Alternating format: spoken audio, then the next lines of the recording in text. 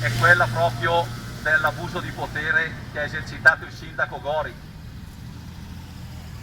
il quale si è permesso di far strappare i manifesti, far rimuovere i manifesti dell'Associazione Pro Vita e Famiglia e di Scienza e Vita, che dicevano semplicemente che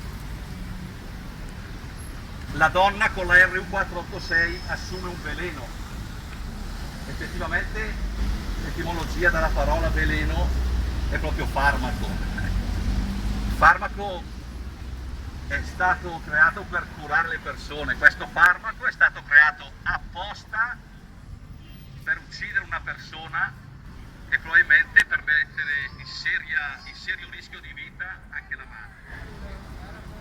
Rimane comunque il fatto veramente oltraggioso, che è quello di permettersi di avere i diritti acquisiti in tutte le facoltà e quindi avere il potere economico, giudiziario, in quanto qualcuno fa rimuovere un manifesto. Cioè, se non è d'accordo ne possiamo parlare, ma un atteggiamento del genere non è previsto dall'articolo 21 della Costituzione. Il sindaco dovrebbe conoscere e dovrebbe applicare. Ovviamente in qualche modo adesso qualcuno di noi si sta muovendo per far pagare i danni di questo oltraggio.